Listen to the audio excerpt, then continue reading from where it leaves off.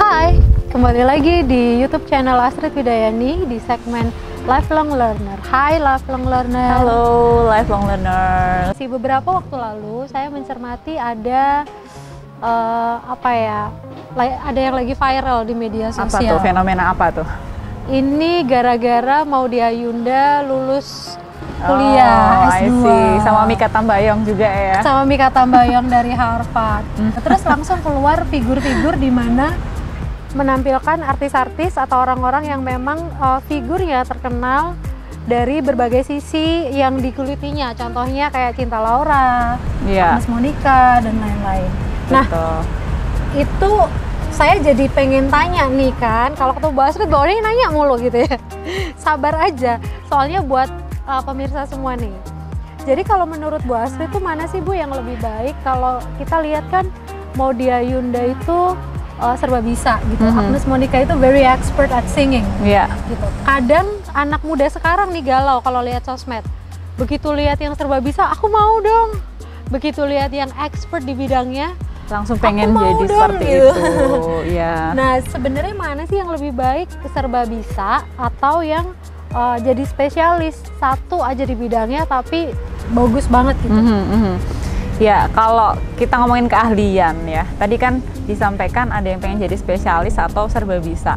Itu kalau kita ngomongin keahlian biasanya memang terbagi jadi dua gitu. Jadi keahlian itu kita pilih menjadi seorang generalis atau menjadi seorang spesialis, seperti itu. Jadi kalau tadi ada fenomena mengenai Maudy Ayunda misalnya, itu berarti kalau dibilang dia tuh nggak cuman dari segi akademik aja loh, tapi nyanyi juga oke, film juga oke, nulis, bikin lagu juga oke gitu kan. Itu bisa jadi yang pertama ditekuni memang semua bidang.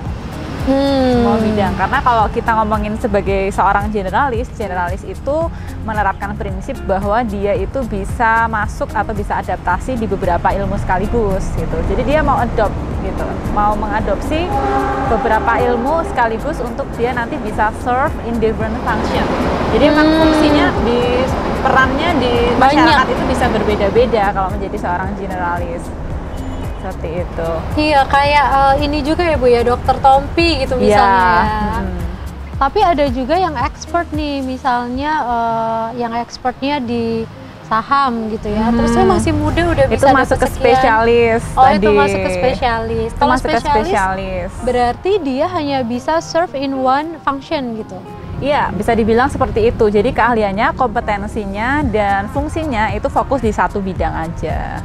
Tapi kalau dibilang mana sih yang lebih bagus gitu ya, mana yang lebih bagus antara generalis atau spesialis, tergantung memang teman-teman itu pengen fokusnya pengembangan dirinya kemana, atau mungkin kesempatannya di lingkungan kerjanya itu seperti apa, seperti itu. Atau mungkin malah bisa menilai diri sendiri dengan baik. Oh, kayaknya aku tuh punya banyak, nggak cuma lebih dari satu, makanya disebut ada namanya multitalenta. Seperti itu.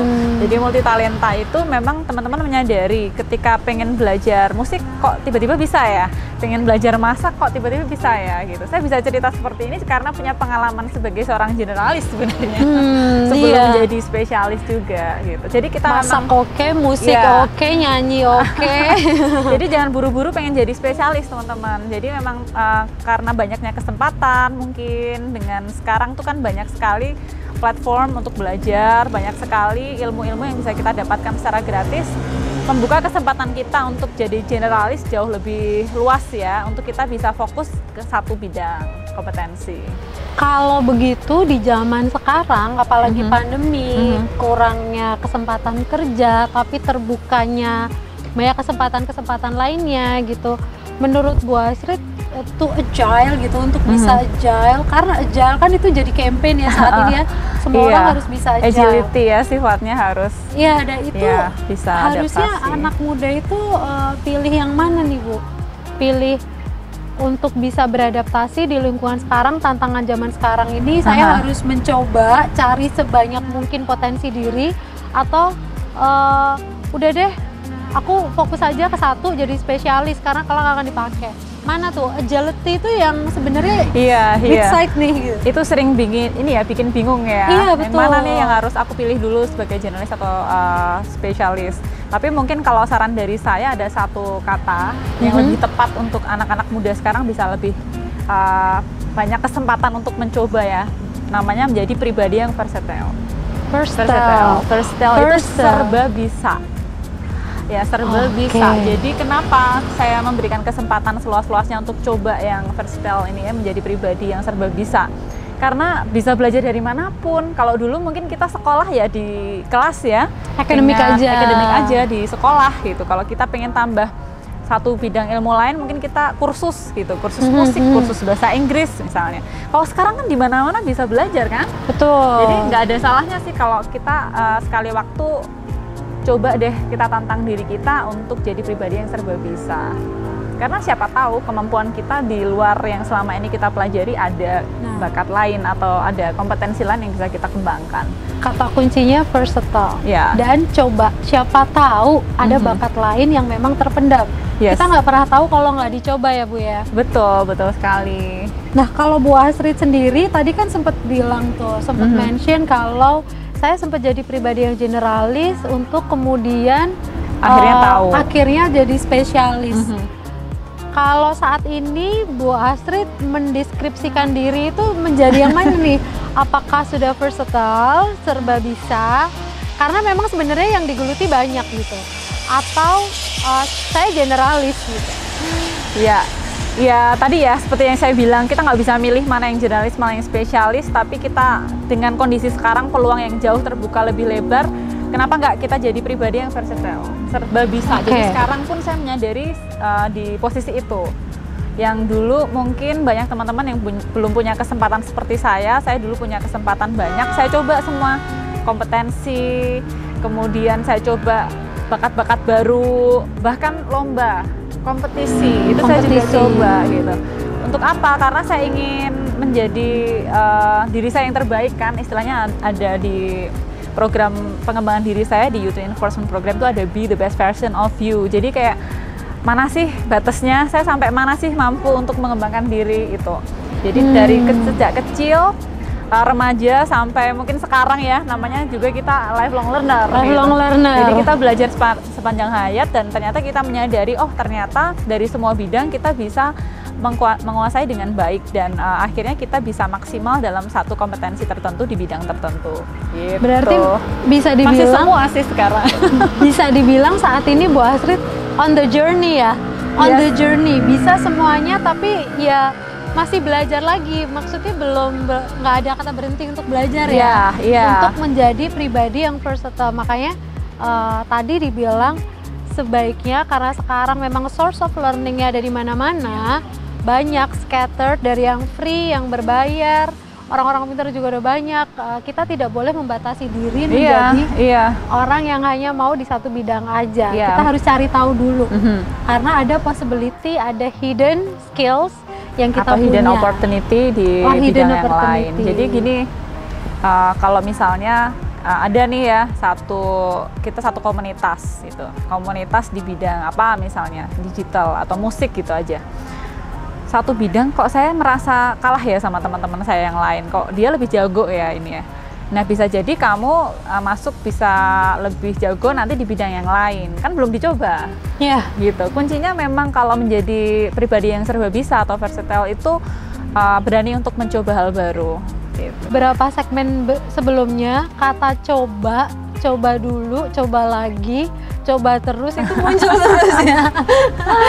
Lama-lama kalau mau takut nyoba tuh malu kali ya, udah diingetin terus gitu. Bu Astrid aja masih coba-coba sampai sekarang. Sampai sekarang pun masih belajar. Jadi nggak ada istilah kalau kita takut gagal atau kita merasa malu dilihat teman-teman yang lain kalau kita belum jago gitu. Kalau nggak gitu kan kapan kita bisa mengembangkan diri? Oke, sekarang teman-teman setelah tadi dengerin Bu Astrid cerita tentang versatile, pribadi yang generalis, pribadi yang spesialis. Nah itu mulai kepikiran nggak? So what should I do now? If I want to be a versatile, apa nih? Gitu? Boleh tulis tuh di kolom komen. Kira-kira saya pengen nyoba sesuatu yang baru apa gitu, atau mungkin apa yang membuat teman-teman merasa berat atau takut atau ragu untuk memulai sesuatu yang baru itu di luar bidang yang selama ini teman-teman kuasai. Betul. Tulis di kolom komentar, nanti siapa tahu Bu Astrid bantuin. Bisa jadi tema kita berikutnya. Bisa jadi tema kita berikutnya. Tapi sebelum kita tutup nih Bu, ada seperti biasa kita mau tips and tricks ya. Karena kan Bu Astrid on the journey already kan. Yes. Masa kita nggak tanya-tanya, Sharing udah di experience lah ya. Sharing experience. Gimana sih caranya menjadi pribadi yang versatile? Maksudnya where do I need to start? Where do I have to start? Yeah. Kalau saya masih takut, saya nervous, saya harus apa dulu nih pertama gitu. Ya berapa tips deh Bu Astrid kasihin biar besok saya coba. Ya nanti ya. Tapi disimpulkan mungkin sedikit saja gitu untuk teman-teman bisa menjadi pegangan atau bekal menjadi pribadi yang serba bisa. Yang perlu dibangun pertama kali adalah self esteem. Sebelum percaya diri itu ada bibit namanya self esteem ya teman-teman ya. Kalau orang bilang aku kok nggak pede, aku masih minder. Nah ini self esteemnya belum dibangun. Cara membangunnya gimana? Ya tahu apa yang menjadi diri kita berharga, membuat diri kita dinilai oleh orang lain, oleh mungkin dalam pekerjaan kita atau dalam bidang kita saat ini. Nah itu dikembangkan terus. Misalnya kita memang nggak jago ngomong, tapi kita jago otak-atik di depan komputer. Udah itu dikembangin dulu aja gitu. Nanti kalau kita udah muncul self esteem, nggak peduli teguran-teguran orang gitu ya. Kan biasalah ya di lingkungan kita tuh kayak banyak kritik daripada saran, banyak masukan yang mungkin membuat kita down. Nah, itu tidak akan terpengaruh kalau yang namanya self esteem sudah dibangun. Sudah tahu ya dirinya sendiri kayak apa. Betul. Nah, yang kedua, buka wawasan seluas-luasnya. Penting sekali melalui berbagai macam platform berbagai tadi. macam. Jadi di segmen sebelumnya Bu Astrid bagi tips tuh kalau mau nambahin wawasan ternyata kuliner aja bisa. Traveling juga bisa. Bisa lihat di channel yang lain ya, di video-video sebelumnya. Jadi kedua pertama harus punya self esteem. Kedua harus buka wawasan. Yang ketiga kayaknya tahu deh apa. Yang tadi bolak-balik kita singgung. Berani mencoba. Betul. Lolos ujian hari ini. Ya karena mencoba itu memang satu langkah dimulainya sebuah keberhasilan ya atau kesuksesan. Nggak ada orang yang berhasil tanpa memulai langkah pertamanya gitu. Apalagi kalau kita ngomongin being someone yang benar-benar spesialis, itu memang dokter aja awalnya dokter umum gitu sebelum ke dokter spesialis. Hampir sama sih untuk semua bidang seperti itu. Tapi kalau yang versatile ya kita bolak-balik ngomong tadi, bahkan saya pun mengalami, saya sharing experience juga. Kok ternyata beda bidang kok bisa ya? Ya enjoy aja. Seperti tadi kata Miss Eka mengenai ada Tompi, bisa nyanyi, bisa jadi dokter. Saya pun sekarang masih menikmati hobi saya di dunia musik. Saya menikmati peran saya sebagai ibu dengan memasak untuk anak-anak saya gitu. Saya juga masih mencintai hobi saya traveling dan kuliner. Dan itu pun spesialis juga. Spesialis juga. Jadi kalau bisa dibilang itu spesialis saya tuh di berbagai macam bidang. Nanti mungkin kita bisa tampilkan ya foto-foto berikut nih ya. Yang teman-teman bisa melihat beberapa pengalaman saya menjadi seseorang yang benar-benar versatile, yang bukan untuk maksudnya tanda kutip untuk dipamerkan, tapi untuk motivasi teman-teman yang selama ini masih ragu. Oh, ternyata bisa ya beda bidang atau beda kompetensi. Bisa sekali. Justru dari kita mengenali diri kita, yang terakhir tadi berani mencoba, akhirnya kita bisa ketemu apa yang memang akhirnya bisa kita kuasai secara baik gitu. Plus juga mungkin setelah berani mencoba yang harus ditambah mungkin ini ya, kasih little award gitu ya untuk diri sendiri. Self reward Ya, ketika udah self-reward. Berani mencoba apapun hasilnya, itu kita bisa kayak Bu Astrid tadi abadikan dengan foto misalnya. Yes, oh aku udah sampai di titik ini nih, aku udah pernah mencoba ini nih gitu. Supaya nanti kita inget nih rasa menangnya waktu itu mengalahkan ketakutan tuh kayak apa gitu. Itu good points juga ya, sekaligus untuk penutup. Jadi memang selain 3 tips tadi, teman-teman harus set namanya achievement atau target gitu ya. Karena adanya achievement dalam hidup kita, life achievements gitu, nggak cuma satu, achievements ya, banyak. Itu akan membangkitkan namanya motivasi diri ya, sehingga ketika kita ingin mencoba berbagai hal, bukan untuk kita tidak fokus, tapi justru kita ingin menjadi pribadi yang serba bisa, kita bisa bermanfaat untuk banyak orang, berbagai peran gitu ya. Itu akan sangat membantu kita juga untuk lebih dihargai di masyarakat. Kita bisa jadi pribadi yang lebih percaya diri dan lain sebagainya. Jadi kalau boleh dibilang ya, kalau kita ngomongin peran tadi ya di struktur organisasi, yang anak-anak mahasiswa pasti pernah ikut jadi panitia ya. Ini saya pernah, semua bidang tuh saya pernah ikut. Jadi panitia. Yang dulunya saya mungkin mikirnya pinternya hanya di keuangan ya, di bendahara. Ternyata disuruh jadi sekretaris pernah, ternyata kok juga bisa. Dana usaha cari sponsor kok juga bisa. Ya seperti itu. Jadi peran kecil tapi ditambah terus gitu ya. Apalagi seksi konsumsi ya, itu paling jago saya ya.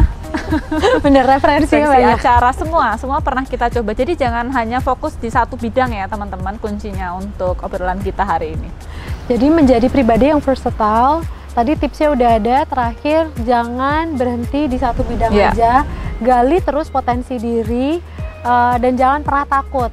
Yes. Gitu. Itu kayaknya bolak-balik diingetin lagi, kita harus berani, percaya diri. Untuk percaya diri gimana coba? Kenali self esteem, harus punya self esteem karena nggak ada namanya manusia yang tidak berharga ya Bu ya, nggak punya skill, nggak ada. Semua orang pasti punya, hanya butuh dicari gitu. Jadi nggak ada tuh namanya jokes-jokes masa kini yang katanya anak muda jadi beban keluarga, jangan keburu melabeli diri seperti itu. Jadi sebenarnya ada kok, kamu ada skill, tapi coba gali dulu. Cara ngegalinya gimana? Kembali lagi, jangan takut coba. After these talks, coba, what comes in your mind? Kalian jadi saat ini posisinya ada di generalis atau spesialis? Tulis di kolom komentar ya. Kalau ada pertanyaan, go ahead, hit kita. Thank you for watching. Thank you for watching. See ya. Bye-bye.